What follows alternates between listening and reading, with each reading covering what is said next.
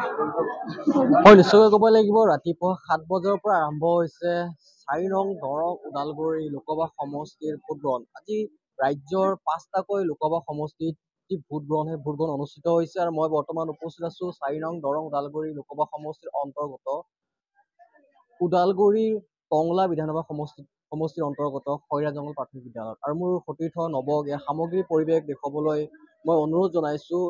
যিহেতু ৰাতিপুৱা ৭ বজাৰ পৰা ভোটদাতাসকলে এইদৰে শাৰী পাতি নিজৰ যি গণতান্ত্ৰিক যি অধিকাৰ ভোট প্ৰদান কৰিব লাগে, সেই অধিকাৰ সাব্যস্ত কৰিবৰ বাবে এইদৰে আচলতে ৰাতিপুৱা ৭ বজাৰ পৰা লাইনত শাৰী পাতি থিয় দি তেওঁলোকৰ যি দেশৰ এগৰাকী নাগৰিকৰ যি অধিকাৰ থাকে ভোটদানৰ, সেই ভোটদান তেওঁলোকে সাব্যস্ত কৰিবলৈ আহিছে। আৰু মোক সতীৰ্থ নৱ ইয়াৰ সামগ্ৰিক পৰিৱেশ দেখুৱাই আছে। যিহেতু ক'ব লাগিব যে দৰং আৰু ওদালগুৰি সমষ্টিত এইবাৰ মুঠ 11গৰাকীকৈ প্ৰাৰ্থীয়ে এইবাৰ নিজৰ প্ৰাৰ্থিত্ব আগবঢ়াইছে। আৰু আজি যিহেতু 11গৰাকীকৈ প্ৰাৰ্থীৰ ভাগ্য বন্দী হ'ব EVM-ত আৰু প্ৰায় ২৬২২টা ওদালগুৰি জিলাত ২৬২২টা ইয়াত ভোটগ্ৰহণ কেন্দ্ৰ আছে। আৰু সেই ভোটগ্ৰহণ কেন্দ্ৰসমূহত বৰ্তমান সময়লৈকে শান্তিপূৰ্ণভাৱে ভোটদান প্ৰক্ৰিয়া শান্তিপূৰ্ণভাৱে চলি আছে। আৰু মোৰ সতীৰ্থই সামগ্ৰিক পৰিৱেশ কিছু দেখুৱাই আছে। যিহেতু প্ৰায় ২১ লাখ ভোটাধিকাৰে আজি নিজৰ যি গণতান্ত্ৰিক অধিকাৰ ভোটদান, সেই ভোটদান সাব্যস্ত কৰিব। আৰু মোৰ সতীৰ্থ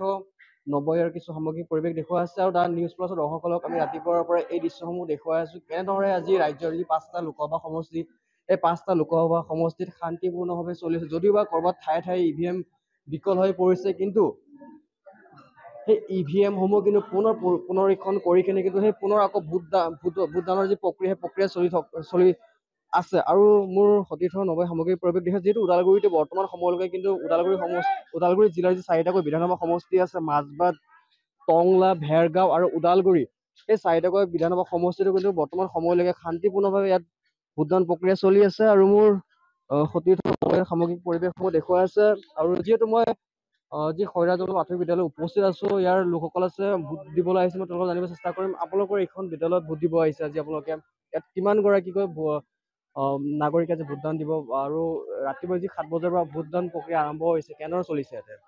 হয়, পোনপ্ৰথমে মই নিউজ প্লাছক ধন্যবাদ জনাইছোঁ। আজি আহি 52 নম্বৰ যি বুথ চেণ্টাৰ আছে তাত উপস্থিত হৈছে। আৰু ইয়াৰে 1126টা ভোট আছে। গতিকে ৰাতিপুৱাৰ পৰা ইয়াতে ধুনীয়াকৈ পৰিপাটিকৈ ভোটদান গ্ৰহণ চলি আছে। ভোটদান অনুষ্ঠানটো ধুনীয়াকৈ চলি আছে। ইয়াত কোনো ধৰণৰ বেলেগ একো হোৱা নাই, গতিকে ধুনীয়াকৈ চলি আছে। যিহেতু জ্যেষ্ঠ নাগৰিকে হওক বা যিসকল ৰোগীয়ে হওক বা শাৰীৰিকভাৱে অকণ অসুবিধা হয়, তেওঁলোকৰ বাবে কেনেধৰণৰ ব্যৱস্থা কৰা হৈছে? তেওঁলোকৰ বাবে হুইল চেয়াৰ দিয়া হৈছে। হুইল চেয়াৰত আমি আগবঢ়াই দি আছোঁ সিহঁতক, ধুনীয়াকৈ ভোট দি আছে সিহঁতে। যিটো আজি এটা দিন, এই দিনটোত সমগ্ৰ ভাৰততে উচ্চমুখৰ পৰিৱেশ সৃষ্টি হয়। ভোট বুলি ক'লে সকলোৱে দলে বলে ওলাই আহি ভোটদান দিয়ে। তেনে ক্ষেত্ৰত আপোনালোকৰ অঞ্চলসমূহৰ ৰাইজৰ সহায় সহযোগিতা কেনেধৰণৰ পাইছে, বা যিটো আপোনালোকে ভোট দিবলৈ আহিছে এটা উচ্চমুখৰ পৰিৱেশ সৃষ্টি কৰে মনতে, সকলোৱে ভোট দিবলৈ ওলাই আহে, সকলোকে লগ পোৱা যায় এই ঠাইখনত? তেনেকুৱা সকলোৱে ইয়াতে ওলাই আছে, আমি লগ পাই আছোঁ গোটেইখিনি। আমি যিখিনি গাঁৱে ঘূৰিছোঁ বা সকলো মানুহকে লগ পাওঁ। আমাৰ যিখিনি অঞ্চলৰ ভোট আমি গোটেইখিনি মানুহক ইয়াতে দেখা পাই আছোঁ। ধুনীয়াকৈ আহিছে সিহঁতে পৰিপাটিকৈ ভোট দি পেলে, কিছুমানে গৈছে, কিছুমান আছে লাইনত বৰ্তমান। ধুনীয়াকৈ চলি আছে। যিহেতু 4 নং দৰং ওদালগুৰি লোকসভা সমষ্টিত 11গৰাকীকৈ প্ৰাৰ্থীয়ে নিজৰ প্ৰাৰ্থিত্ব আগবঢ়াইছে, বিভিন্ন ৰাজনৈতিক দলৰ এগৰাকী নিৰ্দলীয় প্ৰাৰ্থীও আছে। তেনে ক্ষেত্ৰত এইবাৰ 4 নং দৰং ওদালগুৰি সমষ্টিত কোন দলে শাসন কৰিব বা কোনগৰাকী প্ৰাৰ্থী বিজয়ী সাব্যস্ত কৰিব বুলি ভাবিছে এইবাৰ? কাৰণ পৰিৱৰ্তন সকলোৱে বিচাৰিছে।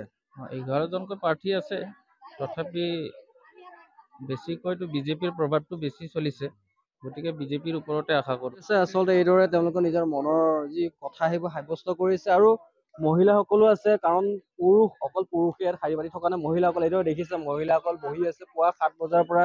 এইদৰে মহিলাসকলে নিজৰ ঘৰৰ কাম এৰি থৈ হ'লেও নিজৰ যি অধিকাৰ, যি মৌলিক অধিকাৰ, এই মৌলিক অধিকাৰ সাব্যস্ত কৰিবৰ বাবে তেওঁলোকে দলে বলে ওলাই আহিছে। আৰু সকলোৱে আচলতে যি ভোট গ্ৰহণৰ যি দিনটো, সেই দিনটোত কিন্তু আচলতে উচ্চমুখৰ পৰিৱেশে বিৰাজ কৰে, বিশেষকৈ ক'বলৈ গ'লে। আৰু এইদৰে মহিলাসকল ইয়াত ওলাই আহিছে, স্বতঃস্ফূৰ্তভাৱে ওলাই আহিছে, কিয়নো হাতত নিজৰ কেঁচুৱা সন্তানটিক লৈও কিন্তু থমকি হোৱা নাই, ঘৰতে বহি থকা নাই। এইদৰে কিন্তু পুৰুষ মহিলা সকলো উভয়ে ওলাই আহিছে নিজৰ যি গণতান্ত্ৰিক অধিকাৰ ভোটদান, সেই ভোটদান ইয়াত দিবলৈ ওলাই আহিছে।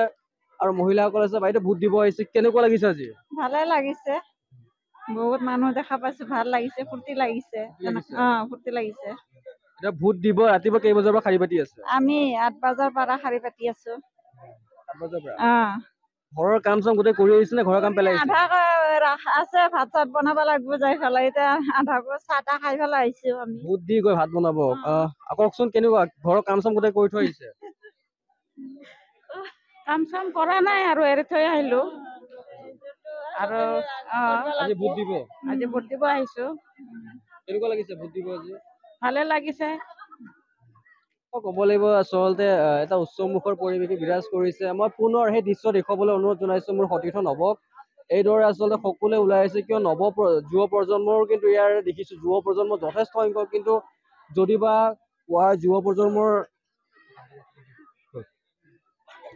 প্ৰজন্মৰ যি সংখ্যা যথেষ্ট বেছি। আৰু যিহেতু আমি সুধি আছো, এগৰাকী যুৱ প্ৰজন্ম আছে, মই তোমাৰ পৰা সুধিছো যে কি কবা, ভোট দিব আহিছা? হয়, এটা আনন্দমুখৰ পৰিৱেশ, পলাই কিয় আছা? ভোট দিবা কেনেকুৱা লাগিছে? ভালে লাগিছে বাৰু, এবাৰ প্ৰথমবাৰ ভোট দিছো যিহেতু অলপ। প্ৰথমবাৰ দিবা? হয়, প্ৰথমবাৰ ভোট দিব আহিছা, অভিজ্ঞতা কেনেকুৱা ৰাখিবা? অভিজ্ঞতা চাই লওঁ বাৰু কি হয়। ভালে লাগিছে প্ৰথমবাৰৰ বাবে, আৰু একো নকৰিব। তোমাৰ দৰে যুৱ প্ৰজন্মক কি আহ্বান জনাবা ভোট দিবা আজিৰ দিনটো? সিহঁতে যাতে উচিত মূল্যৰ ভোটটো যাতে মানে। তোমাৰ পৰা এটা কথা সুধিব বিচাৰিছো, প্ৰাৰ্থীগৰাকীক চাই ভোট দিব লাগে না ব্যক্তিত্ব চাই ভোট দিব লাগে? যিহেতু দল এটা থাকে, প্ৰাৰ্থী এগৰাকী থাকে, দল এটা শাসন কৰে, প্ৰাৰ্থী এগৰাকী নিজস্ব এটা শাসন তেওঁলোকৰো থাকে। দল চাই ভোট দিব লাগে না প্ৰাৰ্থী চাই ভোট দিব লাগে? দল চাই ভোট দিব নালাগে, প্ৰাৰ্থী চাই ভোট দিব লাগে।